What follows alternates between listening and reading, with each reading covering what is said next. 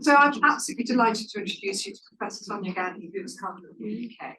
I have the joy of working with Sonia on the EJS-ACT-PD multi-arm, multi-stage trial that is getting underway eventually in the UK next year, that I talked about, which is looking at a number of drugs that will come in to test in parallel, that's going to involve this large number of people living with Parkinson's. But also Sonia has her own lab at Crick Institute in London. And that is a really phenomenal institute that is all about collaboration. It's all about learning from different scientific disciplines to come up with solutions. And I threw her a very interesting question, combination therapies. What do we do? How do we move it forward? And so I hope, Sonia, I'm sorry, that's a real curveball. Thank you for picking up the challenge. Well, thank you, and thank you for having me here. It's a real pleasure to be here. Just as Helen said, I work in this hospital on the right side of the screen. That's the National Hospital for Neurology. It was built in the 1800s. You can probably appreciate that. It certainly feels like that when we're inside the hospital as well. And I see patients with general neurological conditions, but also I run a movement disorder clinic there and centre. And see a lot of patients with Parkinson's, as well as some of the more atypical forms. And then my actual research program I conduct at the Francis Crick Institute, which is a much more modern building, built in 2016. And as Helen said, it's a real interdisciplinary building, and it really brings together a melting pot of different approaches to neuroscience and to disease neuroscience. I took both these photos on a sunny day in London, just to emphasize that both buildings look better in the sun, but in fact, most of our days, I have to say, are grey and rainy. So this is a little bit misleading. So combination therapies for Parkinson's, and as Helen had given me this title, it really got me thinking both about the biology of Parkinson's, as well as what we're doing in the space for trials. So I really entitled this If, When and How. But I did become really quite excited about the prospect, even just writing the talk and thinking and researching about how we might someday deliver it. So do we need combination therapies? I'm going to lay out an argument first for what I think will be the future for therapies. So I'm not sure people have shown this before during this conference, but this is basically looking at genetic causes with their frequency here and the risk to developing Parkinson's here. So we know that there are families, very few actually, less than 5% combined, have a mutation that runs through the family that puts them at very high risk, a highly penetrant mutation, we call it, of Parkinson's disease. And then we also know that there are people in the population that have these little variations, we call them SNPs in their genes, that just increase the risk of Parkinson's in the same way that we inherit our risk for hypertension or asthma or hay fever. And then we know there are people who have sort of in between, that they may have what we call a risk allele that puts them at slightly increased risk of Parkinson's. And all of this is encoded in our genetics. But what this tells us actually as a biologist working in the field is that there are many genetic causes, and those genes map to only a certain number of things that can go wrong in the cell, okay? And they map to the battery of the cell, the mitochondria. They map to the way that our brains clear misfolded proteins called proteostasis, and they map to the immune system as well. And so there's a myriad of processes that are happening inside the brain, which takes us to the point that there's no single cause of Parkinson's, and there's no single cellular process that's happening, which then begs the question why we think that there's a single therapy as well, that would be able to solve what's happening inside the brain. I mean, in this very nice review by Mark Cookson, it outlines just some of those processes, and they're not just happening in Parkinson's bone, but also in many other neurodegenerative conditions, inflammation, protein aggregation, you've heard lots about, I'm sure, loss of the connections between neurons, altered energy homeostasis, and many of these are aging processes as well, which is why on the aging brain is just much more vulnerable to then having the processes that occur in Parkinson's. So if there's no single cause, the other idea I want to bring to you is that, of course, in the drug pipeline, people are developing approaches to all these different causes. This is just a very nice review by my colleague, Tom Fultony, at UCL. And you may have heard about some of these, I think, as well already, that there are precision approaches to try and tackle the mitochondrial problems. There are approaches to try and tackle the lysosomal problem. There are approaches that don't specifically look at LRRK2 as a target. Other ones that are more broad, that look at sort of neuroprotection. We're working with the GLP-1 agonist therapies that look at how neurons can survive better, especially under a lot of stress. So the approaches that are being taken are looking at all of these different processes that are happening. And these are just some of the therapies that are being developed in different domains, looking at neuroinflammation, looking at the battery of the cell, alpha-synuclein aggregation. We've just heard, of course, of the antibody therapies and lysosomal dysfunction. So it does feel like we're in an era where biologically we're recognizing there are all these processes, and we're also developing better targets for those processes. But then the next question is when to give them. And why do we choose those times to select those processes, right? Because the processes in the human brain are changing all the time. Some are related to the start of the condition, some are related to the later stages of the condition. So this is a schematic we often show about what happens to patients that we see. I will see patients often at time zero, because I'm a neurologist, when they present with a movement problem that has become apparent to them. But we will know that the process has started in parts of the brain to give them potentially the sleep disorder, potentially gut disturbances many years prior. And as I look after my patients over the next decade or so, I will also know that the condition won't stay the same, but will change, and there will be other problems that develop and some that improve, but certainly loss of balance, cognitive problems, and autonomic problems. So the autonomic nervous system and bladder dysfunction are ones that will develop over time. But on a biological level, what do we think is happening then during these 40 years? Well, we're pretty much quite crudely mapping the brain in terms of this sort of colored shading. We think that whatever is happening is restricted to one part of the brain here. At time zero, it's more in the brainstem and in the striatum. And over time, it may spread or may just affect other parts of the brain. So that takes me again to the idea that while protein aggregation is a critical pathway, it's what I spend a lot of my time studying, it's not the only pathway that feeds into this process. That different phases of the condition have different pathways, and there will be a temporal sequence to that we have not yet unraveled.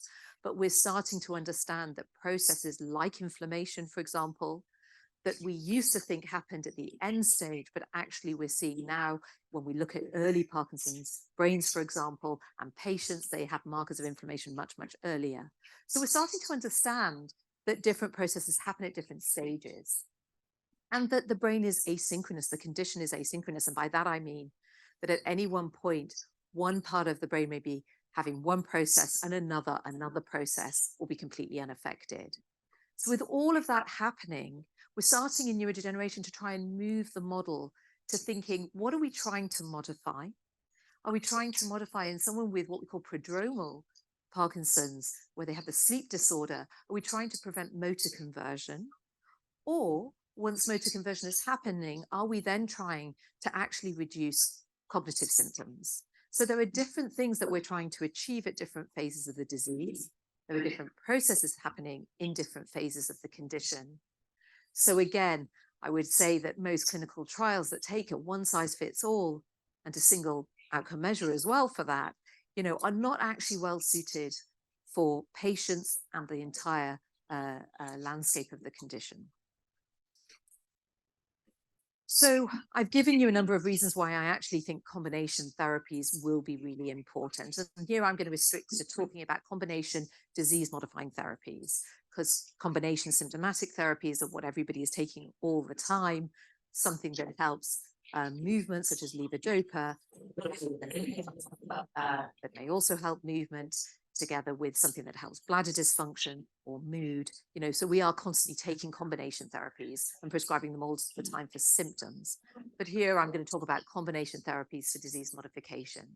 So this is the rationale given. This has been given actually now for, this is a paper on Alzheimer's diseases, and I've been taking it out because I think they're highly applicable, these reasons, to Parkinson's. So I've already said multiple complex biological pathways contributing to the disease. There's a wide range of druggable targets in these pathways. But if we want clinically meaningful benefit, the idea is you might target the pathway multiple ways or multiple pathways simultaneously. We might need to do it as a sequence of agents. You might want to clear alpha-synuclein in the brain, but then you might also want to dampen down inflammation, for example, or prevent new aggregation happening. So you can start to see that combinations may be better. I think this has actually been well endorsed now. The complexities that I'll come to are there, but actually there's a wide recognition in the field that this will be the future. And then, of course, you know, we're not the only ones who've done this. We're not doing this for the first time. So actually, we're using them for symptomatic therapies, but in cancer, in HIV, in infections, actually it's fairly routine to combine disease-modifying therapies and try to target either multiple pathways or the same pathway in multiple ways. So we do need a bit of a shift in the way we think to trying out combination therapies.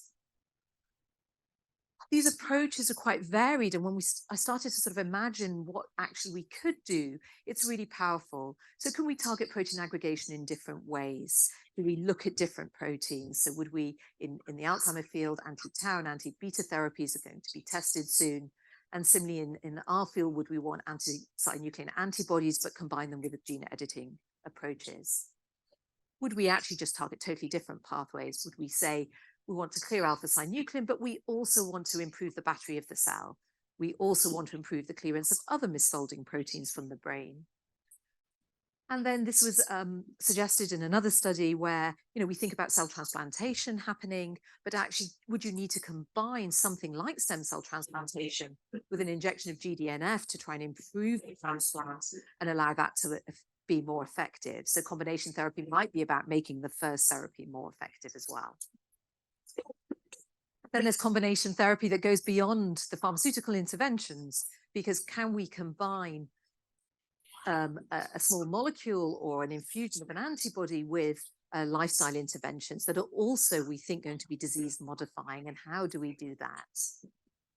So this is, again, something that's now in the literature and being considered widely in Alzheimer's, especially the sequential combinations. But what can we do in our space? Well, it is challenging without a doubt. So I'm now going to just address some of the challenges. How do we select now the appropriate combination, including the dose and the schedule?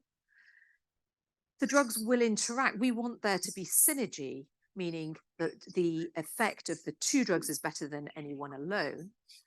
But also that interaction will affect the toxicity. So it will limit the doses we can use. And then it may be that the drugs interfere and actually work against each other, and that is problematic. So we would have to test all of that first.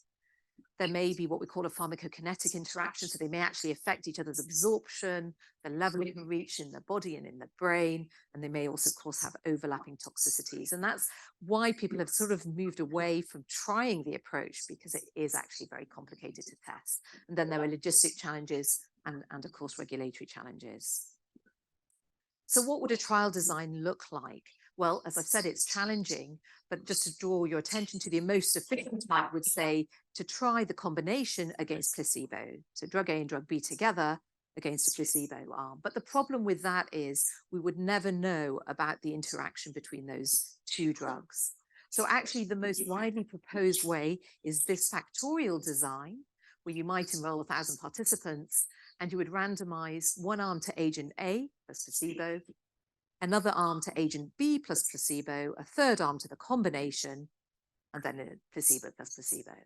And in that trial design, you can then look at each one alone and the combination. But that's a big undertaking. So are we ready for these combination therapy trials? I'm just going to briefly mention why trial design really matters. And this is work, you may have seen this, but we did a bit of searching about neuroprotective trials in Parkinson's and came up with what had been done in the last 20 years. And what we're really showing you is that when we test these drugs individually, we have them in the field, it's slow, right? So this is a phase 2 trial. The trial gets dismantled, and then they do a phase 3 trial many years later. And then we might have a negative outcome. These are all the negative outcomes in the red crosses. Exenatide is yet to report. Ferroprone actually has reported now. And so it's a very lengthy process if we test a drug one at a time, and if we stagger it and have a long gap between our phase 2 trial and our phase 3 trial. So in the UK, we've been working very hard to bring all the people who are involved in clinical trials together and run an initiative called the Edmund J. Safra Accelerating Clinical Trials in Parkinson's Disease, and set up instead a multi-arm, multi-stage trial. And this is the sort of design. But what you do is the treatment arms run simultaneously against the placebo.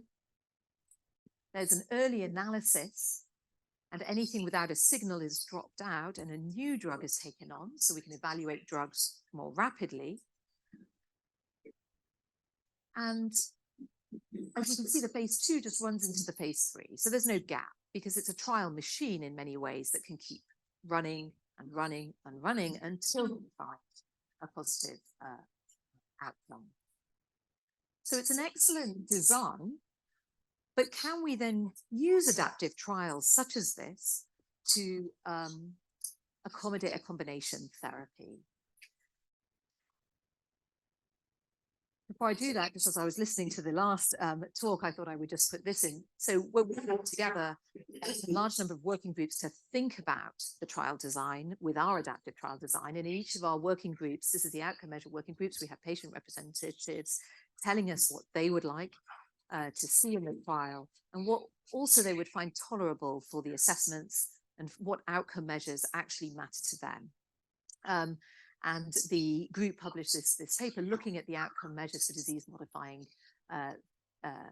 trials in Parkinson's just recently from our consortium, with really a large amount of patient input. And I think it's really important to consider that these scales, as you mentioned, that are very typical clinician rating scales, are very, very different to real life measures, milestone measures, and measures that are developed by carers as well. So I think it is actually a really important thing to address, and I'm glad we had this conversation about it.